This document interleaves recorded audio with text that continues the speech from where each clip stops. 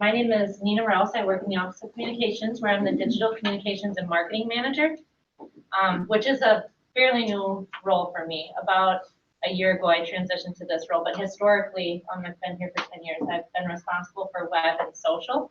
And so now my role also includes making sure that our creative output on the collateral side of things, so our print marketing materials are as integrated as they can possibly be, because the communications landscape just keeps getting more and more layered and multi-channel. So I was excited that you invited me to give this presentation, but I am by no means an interpersonal communications expert. Mass communications is where I spend most of my time. However, there are some general guiding principles that I think can be really useful to everybody as we try and get work done efficiently and create good relationships with one another. So hopefully you can glean something from what I've pulled together. Do you want to start, Annalise? Sure. I'm Annalise Polonius, Director of International Student Recruitment and Admissions, and I just started about a month ago. Welcome. Good to be here. I'm Mike Toppin. I'm the Senior Director of Residential Education and Housing. I'm Brenda Bush. I'm involved with the MBA program, the recruiting and admissions. I'm Sarah Zaleski. I started just under 3 months ago. I'm new in the Career Professional Development Department in a new role managing employer relations. Welcome back to you. Yeah, thank you. I was an undergrad and then I was here with the same time with Brenda for our MLS. I'm Christine Gill, and I work in Diversity Affairs and Title IX with Amanda Kim, and I started October 1st. Elena Morales, I am the Student Success Librarian. Sarah Carlson, Office Assistant and Financial Aid. Tammy Decker, second day on the job for Department of Natural Sciences. You help me whenever to teacher education. Yeah. David Bosco, I work in the library. I'm Natasha Colbert. I work in the library. I'm Shelby Hermson. I work in the Finance Department. Darlene Blaney, I work in IT. I'm Carol Will. I'm the Music Director for the parish. Nice to meet those of you who I haven't before. When thinking about the one thing that can really make or break productivity or our ability to get things done in an efficient manner and also in a happy manner, communications is just key. And so I didn't develop this title for this presentation, but Ben did just an incredible job in settling on sort of that intersection between the tools that we use to communicate and both the way we communicate and the tools that we use to get the job done. Unfortunately, there is no one size fits all way to do communication that works for everybody all the time, because it's so incredibly personal. What one person might prefer, another person might really actually despise. And so the guiding principles that I've sort of called out in this presentation are ways that just help you really get at the heart of, in a relationship where a person is sending a message and a person is receiving a message, how can you make sure that that's the most optimal experience for both of you? So before I get into my principles, I want you to either pair up or talk at your tables about situations where you felt like communication was really optimal, like the project just sailed right along and you attribute that to communications. What was it about that particular interaction that you think was so noteworthy? It sticks out so much that you try and do that every single time you have a project. Or on the flip side of things, to think of a situation where there really was a breakdown, either maybe from the very beginning of the project or at the middle or right toward the end, things just went off the rails. And to the extent that you can, try and pinpoint what it was about that particular encounter or project or communication that makes you think when you are beginning a new project or starting to collaborate with a team or even another individual. I never ever want to do that again. That wasn't very fun. And then I'll ask a couple of you to raise up those examples.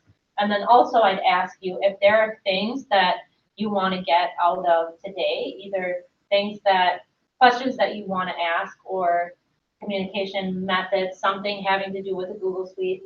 Ben is here and he is very, very well versed in all the different applications that Google provides. We want to make sure that this is a useful session for you and that whatever questions you have, we address. So let's just take a couple minutes to do that.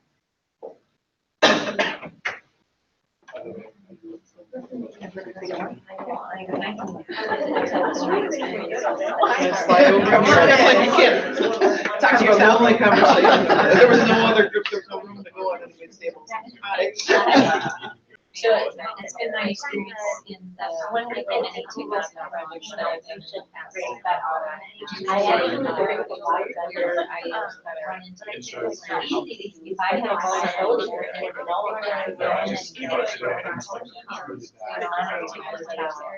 And actually have a conversation about it. It's great to hear that Because obviously there's some of the email part of it, and email is great for communication because you get information.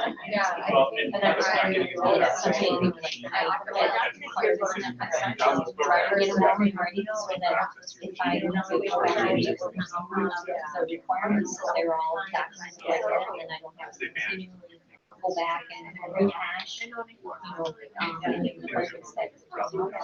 But there are times where a conversation, has even phone or in person, you can tell some person understands what you're asking, what you're trying to get at. And it's that interaction that's interesting.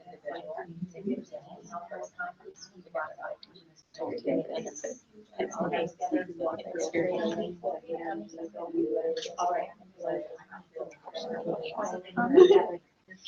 My problem is that I'm just partying, so I want to hear half the time. So we'll work on something. Product is on Sunday, liturgy, right? So we'll have discussions in our night, and we'll have it all set, do everything, we have it all set to go. Leave on Wednesday, come back on Sunday. I'm expecting to execute the plan we did, and there were conversations that I didn't know was gone, that we're not in now, they're just face-to-face. Oh yeah, this will work better, and I'm planning on doing what we said. And I find out something changed. Oh yeah, we talked about that. No, we didn't talk about it, you talked about it. So not including every interested party.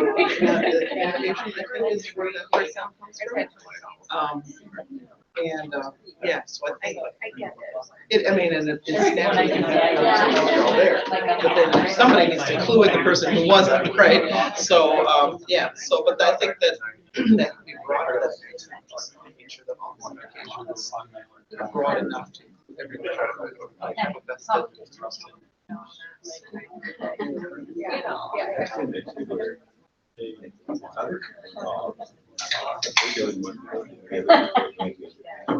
Oh, yeah, it's topic. Sure, it's like, wait a minute, who's in charge here? Gotta be some kind of centralized. Yeah. So that's something that happens fairly frequently where I am now, but. And that's the one part that you're not, and especially if you're not there at least every day. Because Right. you've done it Wednesday. That's right. Thursday, Friday, you have ample There's- opportunity to change anything. There's plenty of stuff that still happens on Thursday and Friday, right? But that's, I don't work Thursday and Friday, so. Mine's a little different, I'm part-time too, and I only work Friday, Saturday, Sunday, and I have no. Mine are all email based. I don't understand that. Otherwise, how am I supposed to have a conversation about what we're supposed to do? Yeah. Well, changing policy, how do you get?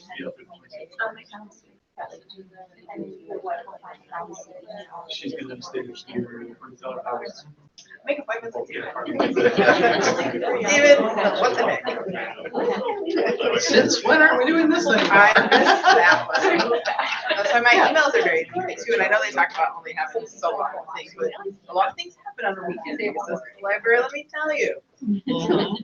Okay, I'll start with, I have both of mine are technical examples. When Ben sent out the sessions that were part of all the Tech Bar offerings today, I got 2 emails from people that said, you have to address, and this is what they've defined as the biggest campus-wide communication problem. So it's sort of akin to people complaining about parking. They said, you have to address this big classified issue that we have, where everybody sending email after email after email versus consolidating all of the items that they're selling into one email. It's this is a massive problem on campus. So, we have a solution for that. We have recommendations later, but that's, one example. And then the other example is technical. I heard from people technically, that's an issue sometimes. And I've experienced it myself from time to time where although we have a common set of tools that we can use in the Google Suite, which is a communications best practice to have a common set of tools that everybody can rally around, not everybody has completely adopted some of the tools. And this particular example is Google Calendar. So it's really easy to set up appointments with people if everybody's using it. However, if there's somebody who prefers to do either use their own calendaring platform, maybe it predates their employment here, or actually they prefer to have it written down in a book, that might work for them personally, but when you're talking about trying to create the greatest efficiency among a team of people here, it has a tendency to set us back sometimes in that you can't see when they're free or busy, and it just makes it a little difficult. What are other examples that people talked about in their groups? Good or bad? When we talked about a couple of people that are part-time employees and about the fact that sometimes there's a communication gap on their off days that doesn't get communicated to them. Yeah, that's something I've never thought of, but I can certainly see that we could have a problem there.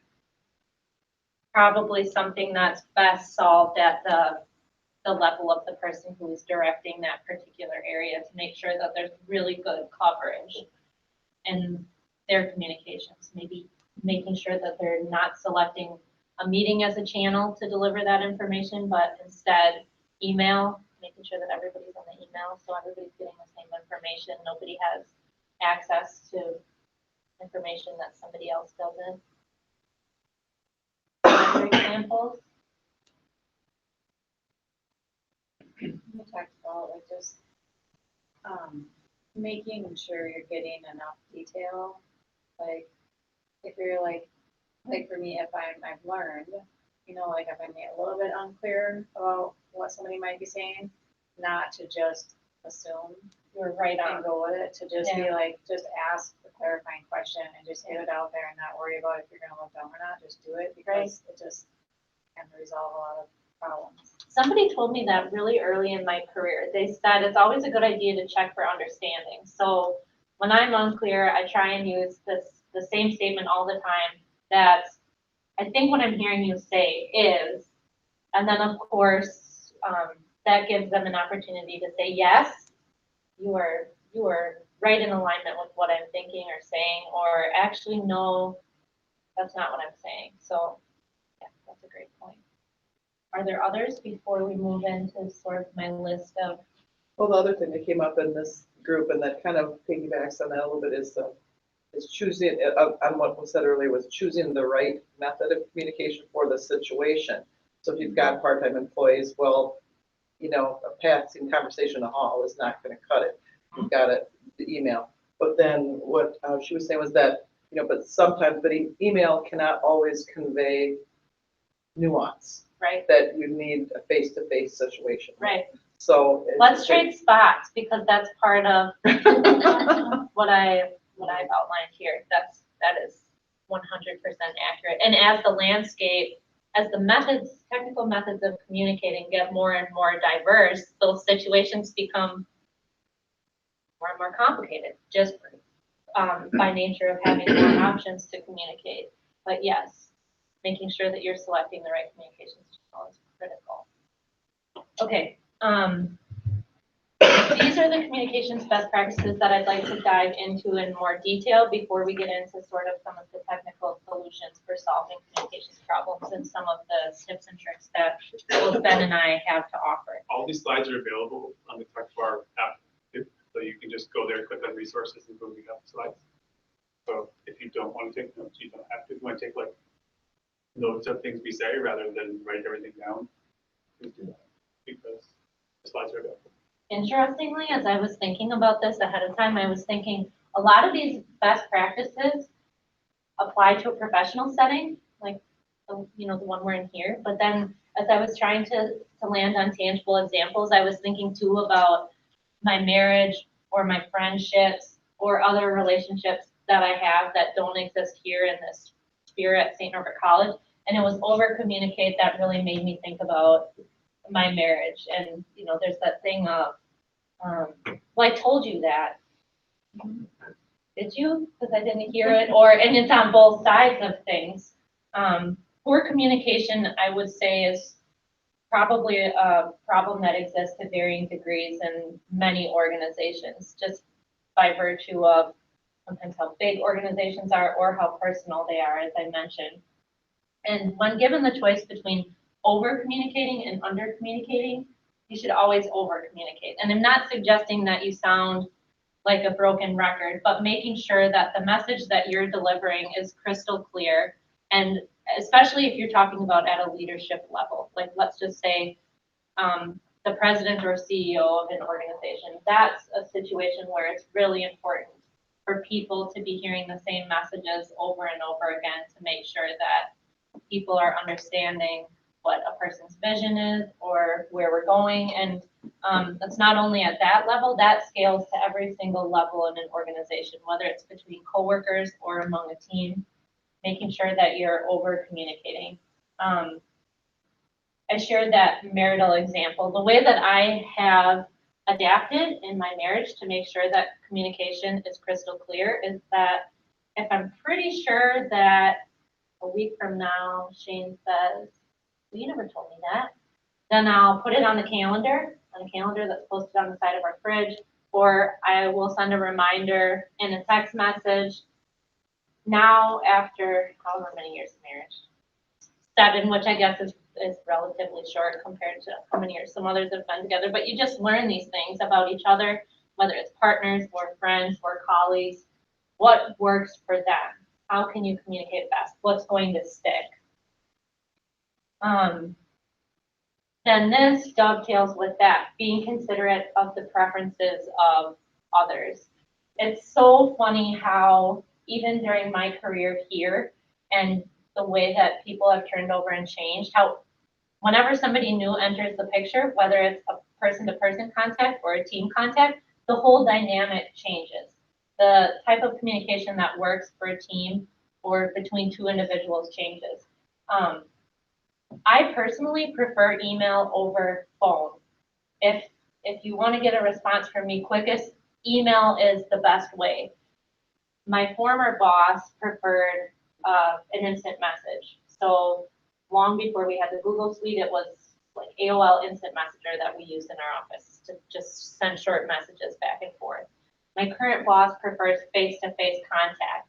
So it's always trying to adapt and figure out what works for somebody else. Because at the end of the day, our aim is not only to create positive relationships between one another, but it's also to get work done as efficiently as humanly possible. And so although you might not share the same favorite in terms of channels to communicate through, it just makes good sense to consider what is going to get this job done or this question answered as quick as possible.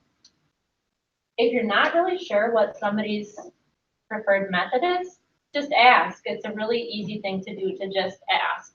Recently, I have a small team in the Office of Communications. We brought on a new employee, and as part of the orientation process, I made a point to actually talk about what my preferences were as they relate to communication, and then to ask her the same questions, because trying to facilitate good communication doesn't mean that the person who reports to somebody adjusts their communication style to fit yours. It means trying to find a right fit way to communicate between one another. This is a mass communications best practice too. A large amount of my time is spent in the social media space, and we talk about this meeting people in your medium principle, where although Twitter might not be your personal favorite channel of using for social, if you know that statistically speaking, the most people that you have a desire to connect with are using that platform, it's a really smart idea to adapt to meet them where they're at with the messages that you want to send. I would say two other things about that. That goes along with the calendar thing. So if you don't put your stuff in Google Calendar, you're not considering everybody else on campus. Maybe that's the Communio part of the title. Exactly, then that's what that is. So if you're not putting your stuff on there, you're not being considerate of every other person on campus who has to make meetings and try to make things efficient. And so if you know other people who are doing that, just mention that to them, because obviously this is a small group, but it can have a big impact. And it takes 2 seconds to schedule a meeting when I can use the find time feature in Google Calendar. It can take a couple of hours to schedule a meeting when I have to go back and forth with somebody. When's good for you? How about Tuesday? I can't make Tuesday. How about Wednesday? I can't make Wednesday. And we've just wasted a whole bunch of time that we didn't need to waste if you just keep your calendar up to date. And you may not be, again, your preferred method at that point, but it is what the campus is doing and what we have for a tool. So, and I may be preaching to the choir here, and everybody has their calendar completely up to date. Probably, that's totally fine. But if you run into people who don't keep it up to date, just talk with them and say, like, think about how you not having your stuff on Google Calendar impacts everybody else. Just put it out there. Maybe they'll do something, and maybe they won't. And then the other thing is, as we adapt, just like Twitter, things like I talked this morning a little bit about Google Chat. Like, so Hangouts Chat's the new tool that will be replacing just regular Hangouts.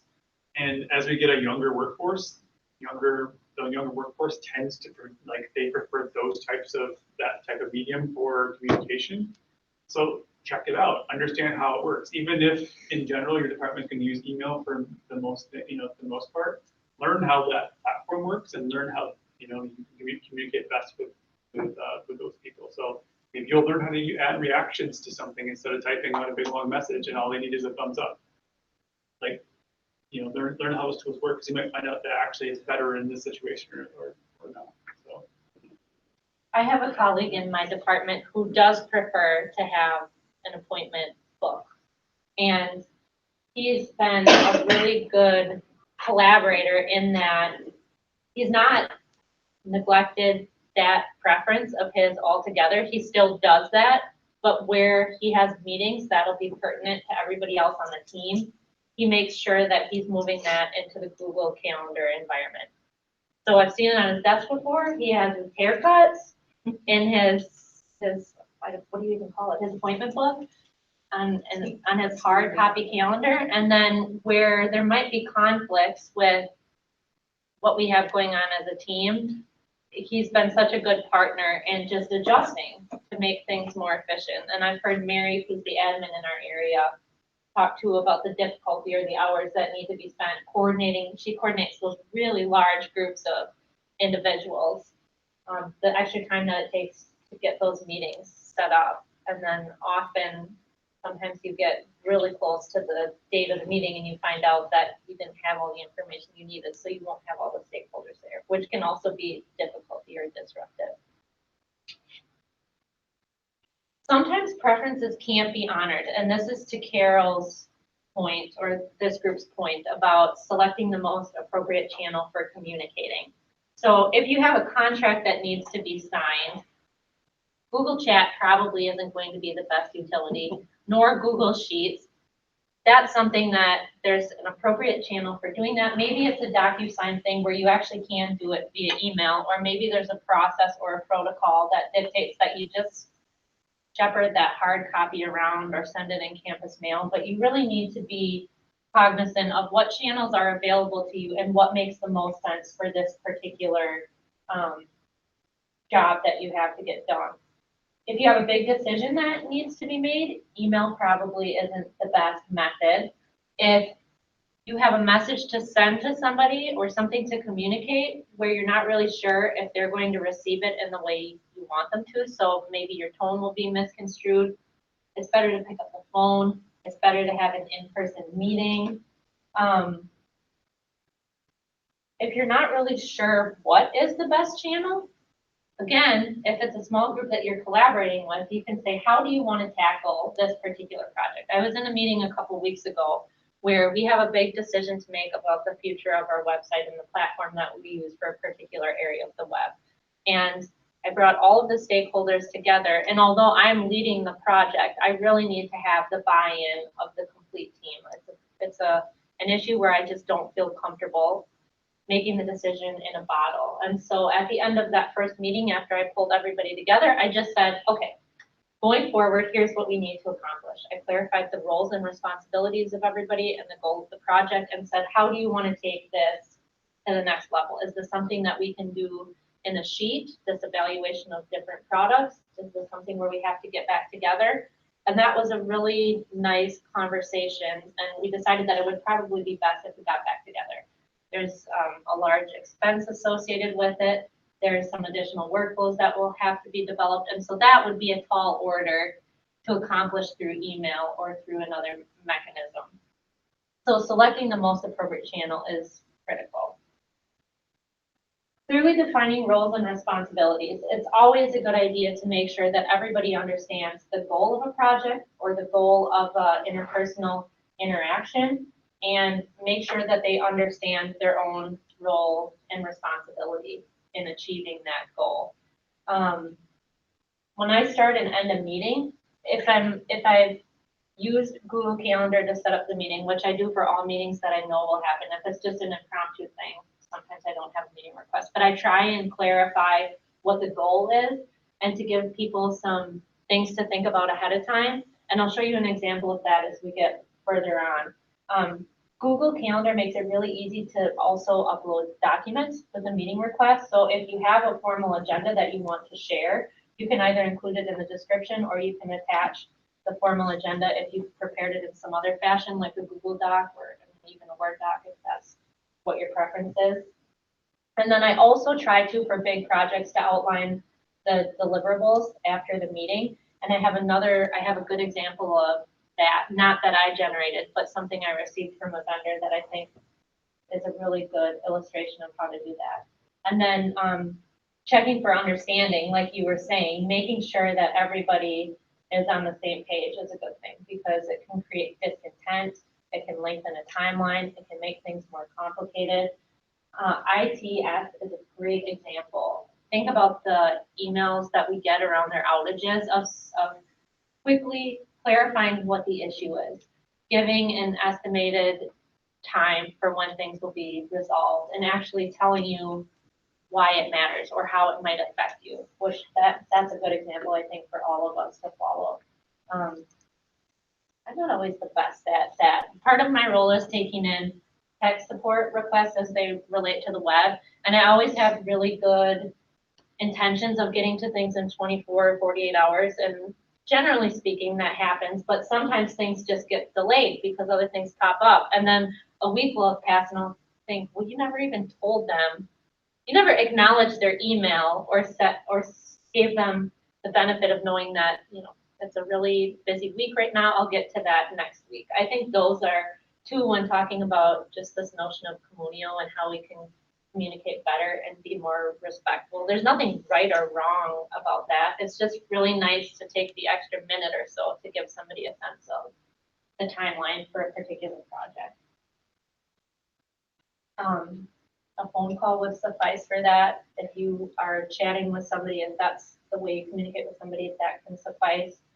Listen, encourage, help, and be empathetic. So good relationships between people are generally built on doing a lot of listening and showing each other a lot of grace, because work can get really stressful. Project loads can get really wearing, especially those of you who are in IT, where it's just this endless flurry of things. And so you need to show one another the appropriate amount of grace when you're going through these projects, because everybody's really doing the best they can. So these positive relationships that we try and create by listening and helping and encouraging at the end of the day are not something we should be doing just because it's the right way to treat one another, but it does help. The better your relationships with your colleagues on campus, the smoother things move along. If you have deep relationships with people like many of us who've been here a long time, you don't have to think about how something will be perceived. You don't have to question what the best method of communicating is. You just instinctively begin to know what those things are. Oftentimes the best ideas come from collaboration too, so making sure that you're allowing the space for everybody to contribute their thoughts and ideas. Not all ideas are the best idea, but certainly ideas create more ideas, which create more ideas, which are how our best solutions are often achieved, especially in our space in communications where there's a million different ways to handle something. Oftentimes things are not black and white, they're gray. Some of what we do is science-based in that we have access to a lot of data analytics now, but a heck of a lot of it is just interpreting what our audience is looking for, what their goals are, and trying to provide a solution to move them to action. And so many of our best solutions, those that I think the people on our team would say were our best solutions, were developed by coming together and poking at one another's stuff in a really respectful manner, asking questions to try and get to the best outcome. And I've heard people who come in from corporate settings say that we're really slow. And of course, there has to be a balance between collaboration and efficiency, but collaborating doesn't have to be slow. It can be an hour or half an hour of bringing people in or allowing for input. That goes a really long way. I do another presentation fairly often about social media to just a variety of groups, and called Herding Cats, a Decentralized Strategy to Social Media Management. So it talks about my role here as the social media manager and how, given that anybody in the world can go and set up a social media account on any platform on behalf of the college, really, how it's incredibly important that I build good relationships with people. So one of my slides is about building trust to get buy-in, making sure that I'm establishing myself as somebody who knows something about this space and can be really useful as they're trying to figure out how to use it for their own area or department. And then making sure that there's a level of collaboration and trust between one another. So building trust to get buy-in with when I need to then insert myself into what they're doing to solve a problem, which virtually never happens unless it's just general inactivity. Then there's the space and the relationship that already exists to help us both move forward with a stronger presence for the college. So that principle about building trust to get buy-in and move projects along goes far beyond the world of herding cats if you're a social media manager. Two, I can't even begin to quantify the number of people who've listened, encouraged, and helped me do different things here during my time. I'm fairly certain sometimes when I ask a question that I haven't arrived at the right person to answer that question. And a high percentage of times, that person just owns it and takes me as far as they can possibly take me versus just saying, hey, sorry, I can't help you, that's not my area, which I think too helps to facilitate that really, just that notion of communio here in this space. I'm not convinced that that always happens everywhere, which I've appreciated during my time here. The last point or best practice guiding principle, if you will, that I wanted to hit on is the value in leveraging a common set of tools. So whether it's at home, in our house where we have the calendar on the fridge to point to, the common tool that we're sharing between two people, or our shared grocery list on my phone where we can go in and add things. Leveraging a common set of tools is one of the most critical things an organization can do when they're trying to really enhance the collaboration among team members. And so we're really lucky here to have the Google suite of products. We didn't always have Google Suite. Way back. It was just a collection, including on the web front. Different people were using different platforms to manage their websites. Different people were using different agencies to do their projects. Email was always under a unified system, but there was no standard for chat. As I mentioned, we used to use AOL. There was no standard calendaring software. It was just picking up the phone to call somebody. So I would be really interested if there was a way to quantify the efficiency that's gained with Google Suite and what those metrics would look like, because having a common set of tools, especially to the caliber of the Google tools, is just a really slick thing. I would probably add to that, when people don't use those tools in collaboration, it throws a wrench in the whole process. So if you prefer Microsoft Word and PowerPoint and whatever for yourself, the things you do, that's totally fine. Use the tools that work best. But when you go into collaboration mode, the whole G Suite is about collaboration. And when you then go, oh, here is a Word document they have to make a copy of, or I'm bringing paper to this meeting, when you could all have a copy of that attached to the calendar. Like, first, you're wasting paper, and second, you're just slowing down the collaboration ability of the entire campus. We do have people that's the way they operate, and I don't know if we ever force people to get on board with some of that stuff, but it's totally cool to use your own tools. Especially when it's you and your box. You could use, that's great. But if Nina was creating something for me in Adobe, and she wanted me to take a look at that, if she sent me an Adobe file, I couldn't open it. Right, so she's got to send it to me in a JPEG or some file that I can look at and see. And that's not necessarily a Google thing. It's just I have to be able to open it to take a look at it and give her feedback. But if she gives it to me in Adobe and I don't have that, that doesn't work.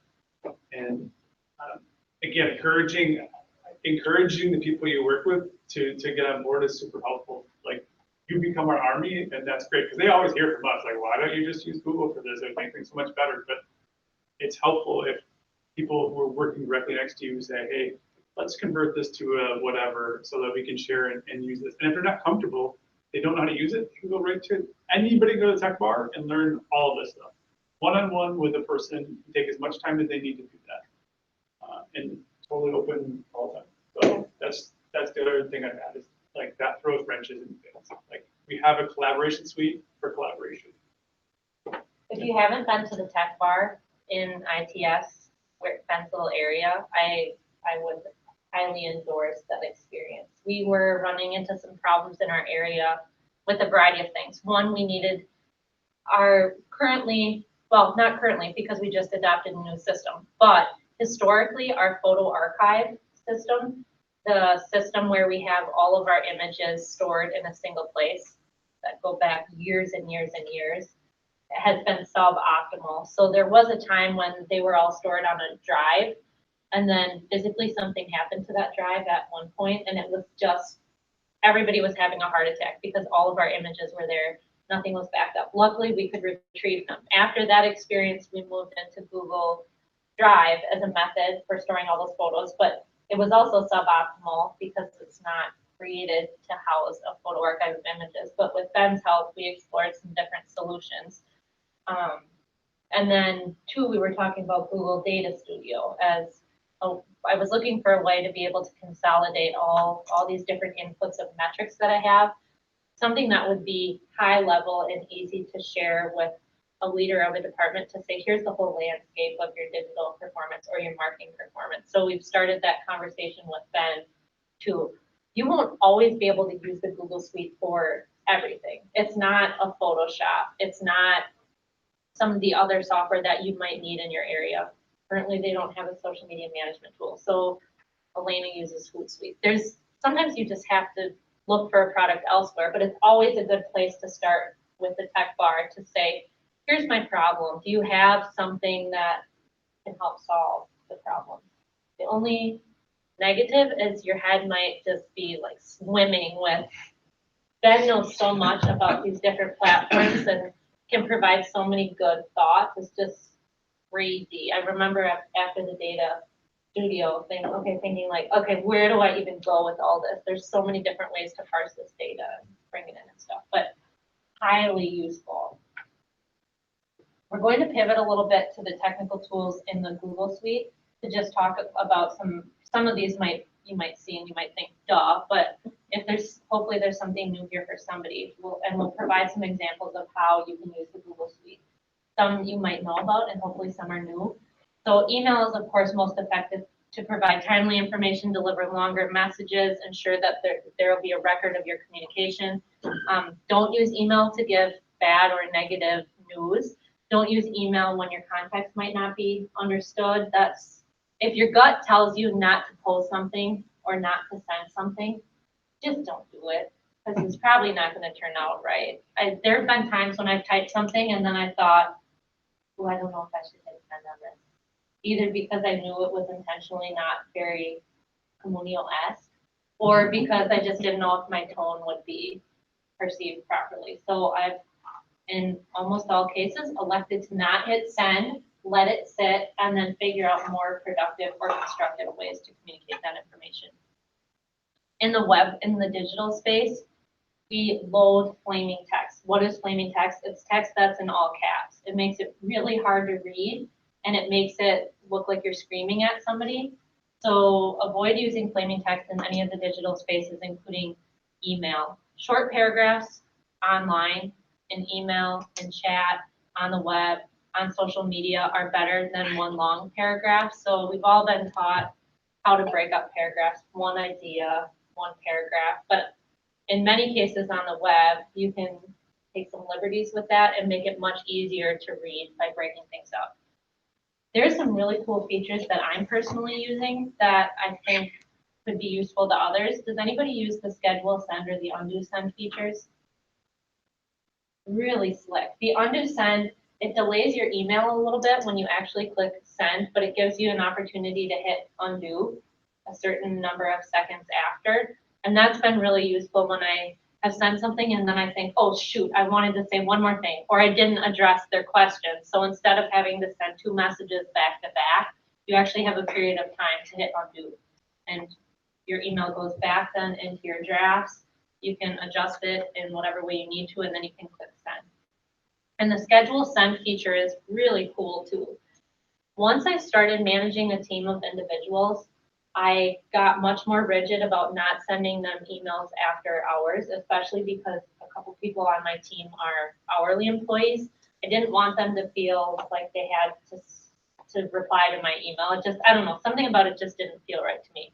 So if I find that I need to work into the evening or after my kids go to sleep, I can really craft my emails and have them sent at a future date.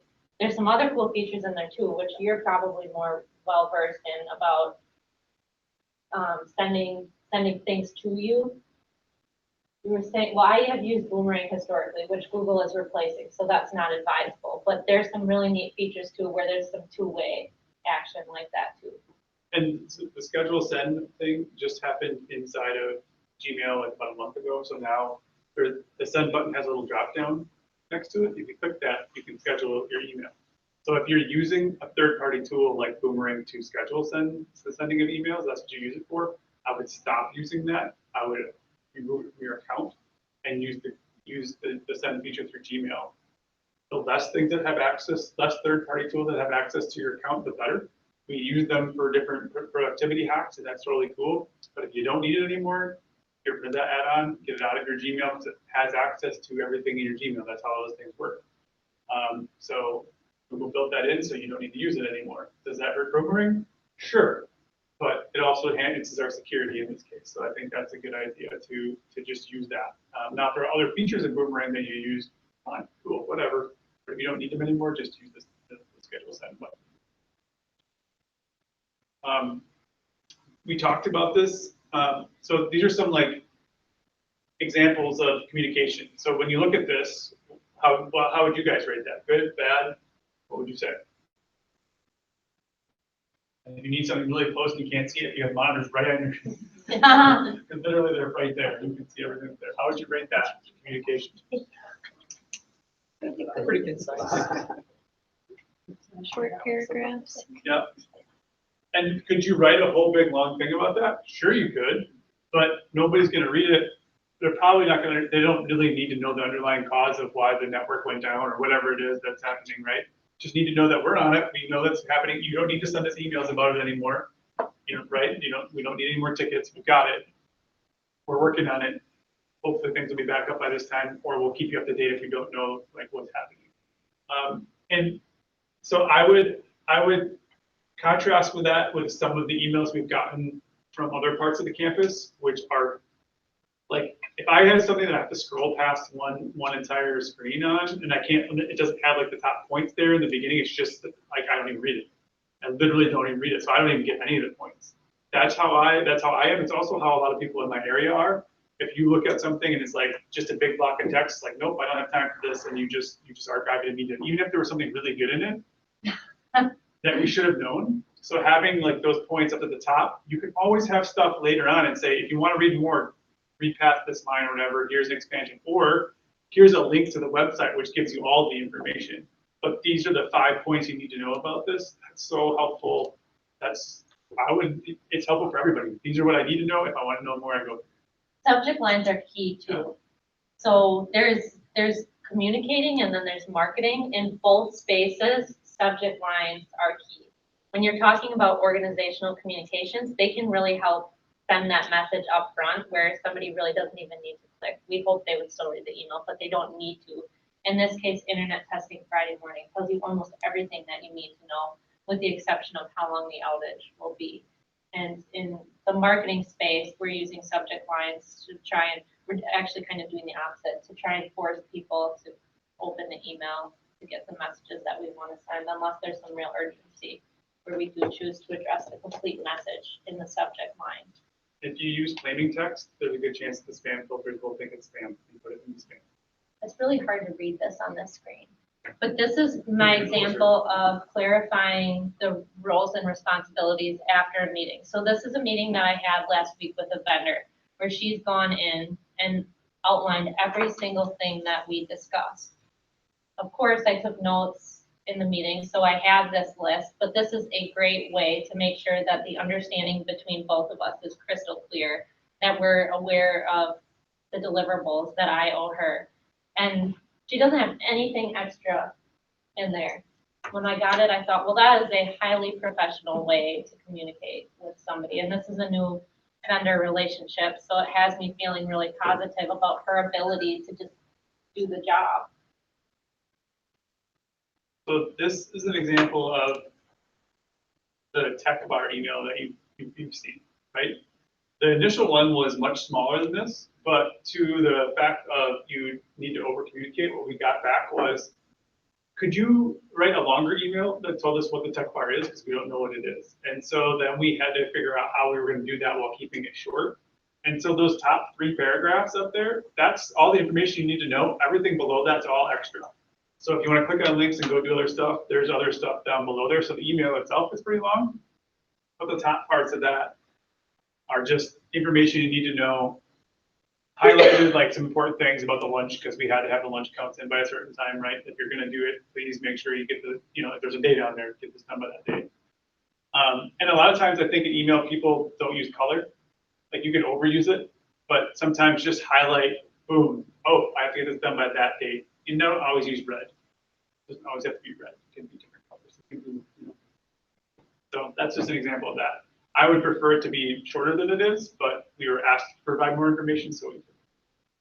In the web training, some of you in the room are web content managers. We talk about how important subheads are. I think one of the strengths of this email too is the subhead placement, where it really improves the scannability of it. So you can see what is the tech bar, how to sign up, what we offer. And you yourself, when you receive the email, can say to yourself, what information do I feel like I need from this, and scan and read more about what is most important to you.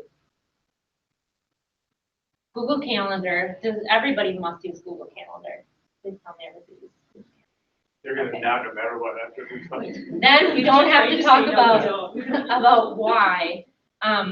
But you can use it to schedule meetings both in person and virtually. Not all of us have probably done the virtual meetings using Google Calendar, but it's pretty slick because it builds in the link to the Hangout, and there's no question about how to access it for those people who are on the invites. As we mentioned earlier, if you have colleagues who are using another platform, there are ways to encourage them to get on board with the Google Calendar. And the functionality that they will gain is immense. The functionality that we will all gain is immense. So it seems like a no-brainer to me. It also, I use it, like I mentioned earlier, to communicate the goals and agendas for meetings. And then in our department, we use it to curate our departmental vacation calendar, which has been really useful. So we have an Office of Communications vacation calendar where we can activate the calendar and see who's going to be in the office or out of the office on what days. So it has full days off, it has half days off, it doesn't have appointments if we're going for a couple of hours. There you would go to a person's personal calendar, and actually our vacation in the office is both on our departmental vacation calendar and on our personal calendars, so that we don't disadvantage anybody who doesn't have access to our vacation calendar when they're trying to set up meetings with us. We're the same way. Yeah, this is an example of a meeting request for the athletics website project that I'm working on. So you can see that I outline the problem statement, I outline what my goal for the meeting is, and then I ask people before the meeting, please give some thought to what type of an end user experience we'd like to create on our site, how we can approach the content management of the site if we add features, and the impact of either approach on our back end programming, which talks the dance stat system. So that's a little technical. But I'm trying to get everybody in a mode of thought before we assemble for that meeting so that we don't have to spend the time rehashing and starting from scratch. This gives everybody a clear sense of what we're trying to achieve. I guess the agenda isn't in there, but this is the goal of the meeting. There wasn't an agenda for this particular meeting. And you notice there's a meet link. So anytime you invite somebody else to a calendar event, there's a meet link automatically attached to every single calendar event. And those people just have to click on that and they're able to right into an online meeting with you. This is a pretty neat feature too, the optional. If you have somebody that you want to invite, but it's not, their presence isn't essential, you can flag them as optional. So when they get the meeting request, they'll be notified that they're an optional attendee, which I find right now we're just beginning our next comprehensive website redesign. And there's a lot of people who my project like kind of touches, but I can't co-op 8 hours of their day to be focused on a project that I own. So I've been using that optional feature a lot to make people aware of the different milestones in the project and let them know that they're welcome to engage with it to the extent that they think it makes sense with their work when they can. So that's. And if you're not, once you've added all those people, if you click the find a time button next to where it says event details up there, it's obviously not a live stream, it's a screenshot. It'll put everybody's calendar right next to it. So you can see where there's an availability for everybody and schedule at that time if their calendar's up to date. And that's the advantage of I can schedule a meeting with 20 people in 10 minutes, or I can spend 3 weeks trying to schedule a meeting with 20 people because I have to call them or email or wait for them to respond. That's that part. The other calendar hack that I've recently discovered that's revolutionizing my life is I have put work blocks on my calendar. I have an hour work block on my calendar every day. If I don't do that, there's days when I get no time at my desk. And that's a problem, one, because it doesn't allow me to get work done. And two, because I know myself and I'm self-aware enough to know that I need to have a break. In order to do my best work, I need to have an hour to decompress. So at 1 o'clock every day, there's a work block on my calendar. And Ben was telling me that I'm not even doing it in the best way. I'm just putting it as a meeting that's called work block. But he was saying if I put it as an out of office time, people who try and schedule a meeting with me during that time will actually get rejected. So I'll have to go in and switch that. But that is slick. So there's out of office, you can rename it. It's just out of, when you go to do a calendar event, there'll be 3 options, like appointment slots, out of office, or event. And if you do, and then maybe reminder, but if you do out of office, you can change it to whatever you want. You can change it and make it work block. But it automatically declines, which is great. And then on top of that, if you use the Google Calendar app on your phone, like the Google's app, not like iOS or some whatever came with your phone, but Google's Calendar app, there's a goal time in there as well. So if you say, I want an hour of day, an hour each day for work time, or 2 hours or whatever, in the morning, in the afternoon, or I don't care between these hours, it'll automatically schedule the hour for you. And then if you get somebody who schedules a meeting over top of that, like you didn't want to do out of office, it'll reschedule that time later in your day if it can. And the advantage of putting it on your calendar is that you'll actually use it. And so there's research that says you're like 90% more likely to do something if you schedule the time for it. So whether that's working out or you're trying to learn a new skill or whatever, put it on your calendar as a work time a couple times a week or whatever, and you'll more than likely get your things done and feel like you're more productive. This here is unfortunately an example of something that we do get sometimes from people on campus when people invite us to meetings.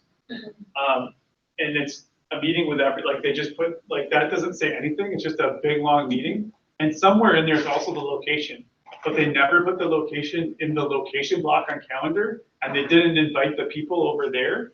And so the meeting gets changed from one place to another. I don't know what happened. This is what I see on my phone. I have a meeting with Bob, blah, blah, blah, in 26 minutes. It's from this time. That's great. That's at least helpful to know that I have a meeting, but that's often we're like, oh, I have a meeting in a little bit. But I don't have any information here. And this is actually something that happens on campus fairly often. But on the next slide, we have a classroom budget meeting. Here are all the people that are involved. This is where it is, which is fantastic. And then here is the sheet we're gonna do and what we need to work on. And now on my phone, I know I have a budget meeting in 60 minutes and I know where it is without having to even open anything up. And that, just putting those few little details in there is just so helpful for people to know where to go. Because a lot of times we get invited to meetings and have no idea why we're going. Well, now I can look at that and have some idea. And your budget is attached. Yep. So Look at it. Google Sheet here with the budget and the agenda. And that budget will be the budget we can all work on together, rather than here's a paper copy of the budget. But I made 5 changes to it yesterday, so it's actually not accurate anymore. But when I had it printed, it was, you know, that doesn't help anybody. Like now we just literally wasted a bunch of paper. So now we can work on this together. One thing that's important though is those attachments will get automatically shared with those people.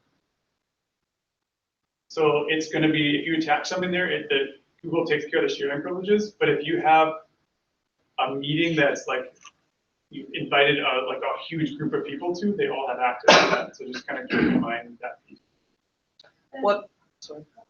What if someone is outside of our organizations? We have, like at the parish, we'll have meetings with people who aren't part of SNC. So can they can still access it. It might switch it to anybody with a link and view at that point, because that's how it would work. Or if they can't access it, you would just need to switch it to anybody with a link. They don't have a Google account. Are you talking about in relation to the document or actually inviting people? Well, both, but I guess specifically I was talking about the document. Yeah. When you invite anybody with an email address, they get an email and they can actually click the link and that all works. That part, if they don't have a Gmail or Google account, I don't know how it handles that. Right. But if it doesn't work, you just need to open it up and say anybody with a link can view, and they'll definitely.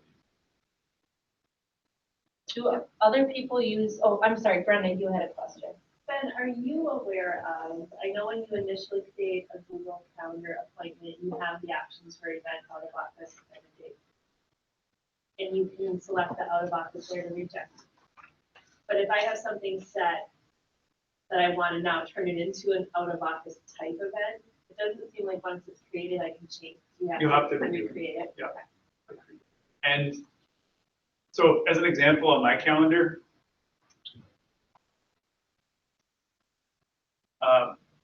next week I'm going to Google in New York. And so I have out of office turned on, but what it initially did was as soon as you turn that on, every single meeting that you have scheduled, it automatically denies it. So these are meetings that Google scheduled with me during that time. So I had to go back and accept those. Like it automatically said, no, I'm not going to that. So you can still have things that you're going to, you just have to go back to them. Say, yes, I'm going to. So now you can see that I'm actually going to do those things, but for these 3 days I'm out of office. And anybody who tries to schedule anything, I'm just bounce back saying, oh, I'm sorry, Ben's not available during that time. Just kind of. I'd like my calendar to say I'm going to Google in New York this week, but it doesn't. Do other people use Hangouts and chat? Does anybody else use Hangouts or chat? Just the chat. The chat, yeah, it's pretty slick. You said you don't? I don't. Note to self, don't Yeah. chat with Brenda. And people have sent me things, and I don't notice that my little green thing is down the bottom, and I'll, 2 days later, I'm like, oh, Yeah. yeah. That's a perfect time to just say, hey, just so Yeah. you know, I don't really use Google Chat. As if, I mean, they probably got that message already and hopefully will adapt, but If you turn it off, or Yeah. say You you're can. out or something. yeah. You can turn it, you can say you're not available, but people might still sit in the chat. If you can't turn it off for yourself, to not. It's a great way, at least from my perspective, to provide timely information or get information fast. See if somebody's available for a meeting or a phone call, collaborate with a small group of individuals, meet virtually with team members if you're doing the video, hangouts. It's not ideal for delivering longer messages like emails, giving bad or negative news, like a text message if you think your context or might be misconstrued. Don't use chat, don't use email, do a phone call. Speaking of Communio, Google Chat is how I organize my lunch dates with people on campus, because it's 11:30 and you're thinking, wow, I'm really hungry. I wonder who is available to go to lunch. So we have a little, lunch ladies group where anybody who was really lazy and didn't bring lunch today, perfect use. You can create polls in Google Chat, which I haven't done yet, but I know other people like to use it for that purpose. Here it is, Monday lunch ladies. Who can go to lunch? And that's the old version, so this is going away. The new version is chat.google.com. Chat.google.com. And that will be Will it replaced. automatically It'll eventually remove automatically, from the email? it'll actually just update the new version. Okay. But in cool. that one, you can add reactions. So your poll can just be like thumbs, like people can like in that group or your room, you can like have people just add a thumbs up and as many like, you have 10 thumbs ups and 9 thumbs down. You go, well, the majority said yes. So we can go on from that, or you can add a whole bunch of emoji reactions to each individual line, which is kind of cool. Excellent. What do other people use chat for that they find is effective? Or same type of thing? We use the new chat. We've been using it for a year at the tech bar for all of our, so we have about 10 student staff, I would say, that we use it with. They prefer that. We tried everything. We tried email, we tried, I don't know if we tried Slack, but it's basically the same thing as Google Chat. And we landed on chat because they just preferred that. Is everybody perfect at it? No, but it works pretty well. And the new chat allows you inside of rooms. So if you have a tech bar room where all those people are members, but there's sub conversations. So that's just like Slack in a Slack channel, you can have a sort of sub conversations about things. 3 students can be chatting about this one thing, but I don't need to be notified about that. I can go back and look at it, but I don't need to be notified about it. And you only get notified in rooms about the first thing that happened, unless you reply or react to it or follow the conversation. So you get a little bit more control over what's happening, but on the flip side, you're not notified of everything. And so we found that could be a problem for some people who are used to being notified of everything and then miss something because they weren't looking. I'm smiling because it's been a while since I've been in the chat room. And then the chat rooms that I was in last were not professional use. It was like middle school, high school, social spaces. So with Hangouts, it's on your email, it's right there, with Google Chat.com, whatever. How do you have to log into that page on the browser? Currently, yes, but it will replace on Gmail. So you'll have it on your screen. That's the point at which I will convert. Yeah. Yeah, because Which- it's hard otherwise. It's coming soon. It'll just be a forced thing. You'll have to convert. So we're saying it's smart to start to get used to the new one and maybe just start using it and just know that I'm not looking at my email anymore and having a tab open, look at it. Just to again get used to how it works and that kind of thing. Because it'll be a hard cutoff, like suddenly Hangout just doesn't work anymore. Okay. So I think the tabs thing is getting familiar for most people. Tab for email, a tab for the calendar, a tab for chat. Another use for chat is kind of will remind you of passing notes in grade school. Yeah. But, I mean, if you were in a large meeting and you just need to check with one colleague on something before you make a point, you could just quickly do that, because everybody has their laptops open for the meeting. But I need to check with the person who's, it's rather than whispering during the meeting and disturbing everybody, send notes back and forth around the table and then, okay, here's my point, Yeah. and take your turn that way, so. But yeah, so electronic notes. I have almost entirely converted to using Google Docs versus Word documents. Sometimes I am forced to use a Word document because it's been originated by somebody else, but I find a lot of value in Google Docs as collaboration tools. It's so much easier than shuffling around a Word document and getting out of sync versions out there. I have never had a lot of success with track changes in Word documents. It always gets screwed up for me. So I think that Google Docs is a much more seamless solution, especially when you need to collaborate with somebody. I've enjoyed being able to see the date and timestamps for all the users.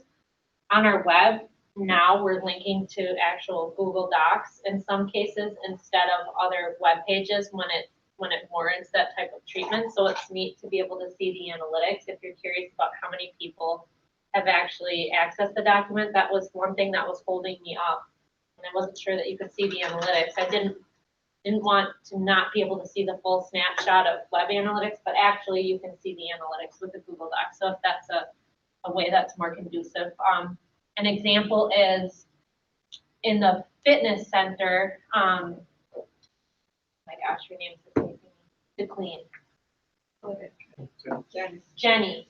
Jenny is not Cascade trained, but she's been charged with managing the hours for the fitness center. So we have a link to see the fitness center hours, and it's linking over to a Google Doc versus having to get her acclimated to another software system. She can go in with just the tools she's familiar with and make those changes versus having to create a whole new web page and get her familiar with that system, which wouldn't be impossible, but it's a quick, easy workaround. You can use Google Docs as an alternative to sending out multiple classified emails and solve the largest communications problem on campus, according to at least 2 people. So I'll show you that. But first, this is a good example of a collaborative document that I share with the web developer in IT as we were working on our last responsive redesign. It allows us to both make comments and resolve issues, and then we have it color coded so we know the nature of what problems we still need to solve, which was an incredible use. And then just delete things as we resolve them. So the list just keeps getting smaller and smaller. Here's an example of how to use docs for classifieds. You can bring your pictures in here, as many pages in a doc as you like. You can include the product that you're selling, the amount. If you think it's sold, you can say sold pending pickup. Once it's gone, you can delete it. After I created this, Ben presented me with a solution that's 100 times better even. So if you think this is really going to improve things, of course, Ben has a way to uncheck boxes and check boxes and things appear and disappear. So when we get to slides, Google Docs is one product, but then Google Sheets is another product that is incredible for collaboration. This is a shared document between me and the stakeholders in this athletics website redesign, where we're going through and evaluating the solutions, the potential solutions, and then all of the different criteria. So I can add notes, they can add notes. Maybe I've heard something different in a demo than they've heard. Maybe they've experienced something different. So when we're to the decision-making point of this process, everybody will be completely aligned on what the different products are and what functionality they offer so that we can make the best decision available to us. Another example of a Google Sheet, this is an address list. Some people may have an address list that they actually don't want many people to edit.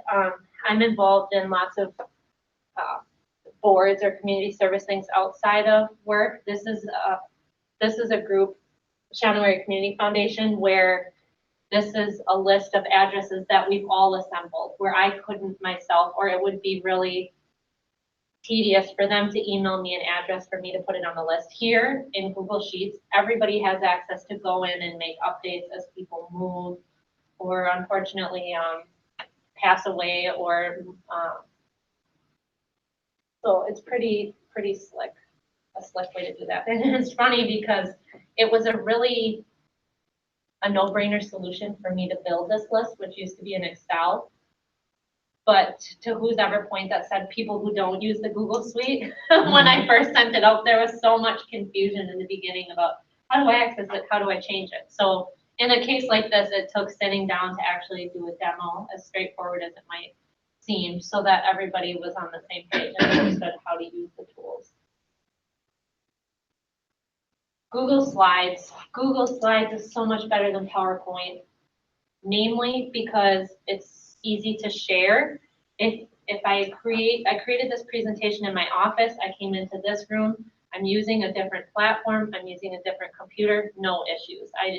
I always, when I was doing PowerPoint presentations, would worry and wonder about how they were going to render on a different machine. Google is so much more agile and it just adjusts things in a way that's pretty seamless. I work on a Mac and I'll never ever change because I feel like a Mac environment is the same. Google to me just seems like an extension of the Mac environment where everything just seems seamless and it adjusts, which maybe is just a personal preference. But when it comes to sharing, like a Google Doc or a Google Sheet, there's a sharing mechanism built in versus if you were to do a presentation in PowerPoint, you'd have to email it. And if you've ever been emailed a PowerPoint, you know that it's a huge file. Sometimes you can't even send it. But it just bogs things down. You shouldn't use Google Slides if you prefer to pay for software. I guess the same thing should be said about Word, Microsoft Word and the other products. These products are free. They're here for us to use. You don't need to get any special license.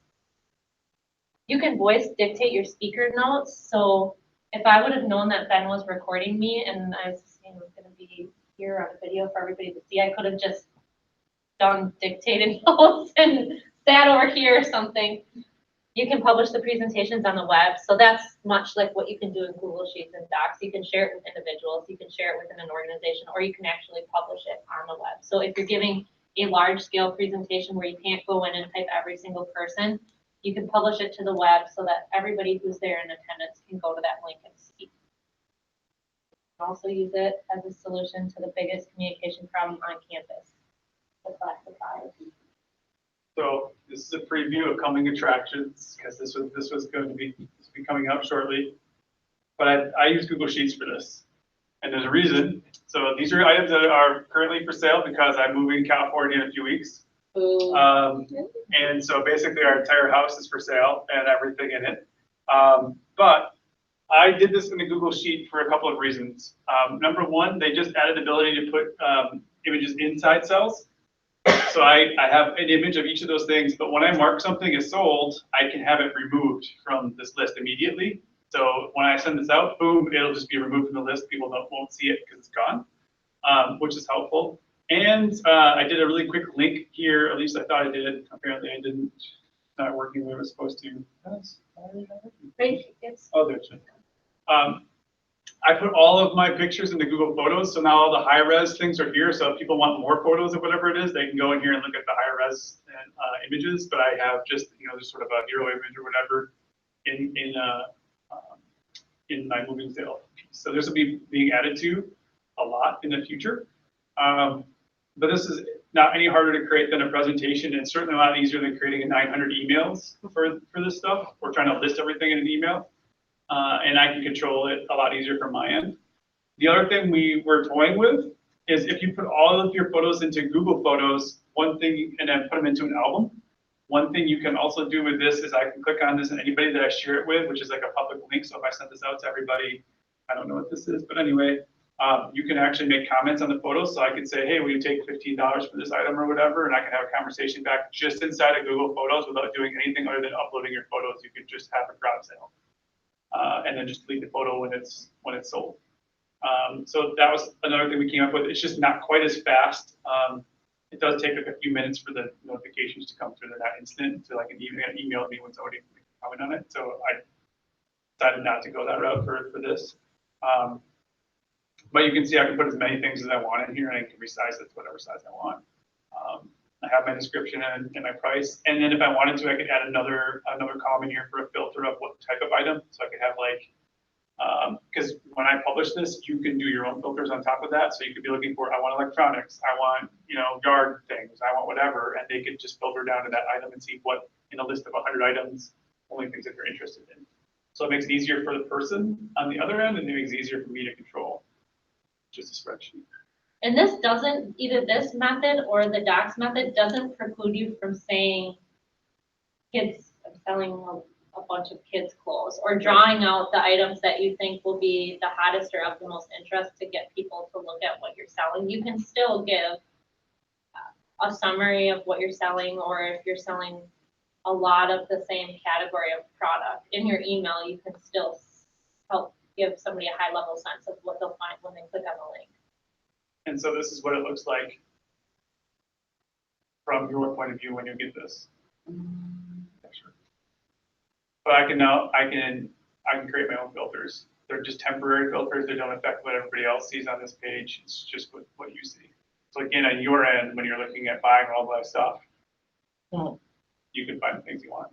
Also, the cool part here is you can do a Control F and find, or Command F and find an item, or in this versus like an email, you could do that, but you might it's not the same thing. And even like in a PowerPoint, you could do that, but it's going to be like these slides just go on and on. You don't think you're gonna need your snow thrower in California? I hope not. I hope not. He's got two on there. I do have an electric one, which is great for like 4 inches. I bought that originally. It's like, oh, I'm gonna be fine. And then it snowed 14 inches the first time, the first snow. And I was like, oh, that's it. That's my big one. So yeah, there'll be a lot more things coming up soon, but this is a preview. So if you're looking for a cat trike, recumbent trikes, we got 2 of those. Need to sell. Can't keep take those with. Some ladders, snow blowers, really great custom 3-day packers, big toss. More to come soon. I was thinking we could do a template and put it on the website. Sure. Like, here's a template, Yeah. garage sale or the moving sale template for classifieds. Yeah. Boom, here you go. Use this for your information. Anything to solve the largest communication problem. That's right. Do these people know they can turn those I was notifications off saying, on their just email, like by the way? subscribe to it. That's it. Oh, this was just an example of, so Google Slides, obviously you can use for large scale presentations, but you can also use it to communicate just in a team of small individuals where you won't be standing in front of somebody projecting. So this is an example of a Google Slides doc that I didn't do for presentation purposes, but just to outline the nature, the estimated costs, and the discussion points ahead of a meeting. So another less conventional use for Google Slides.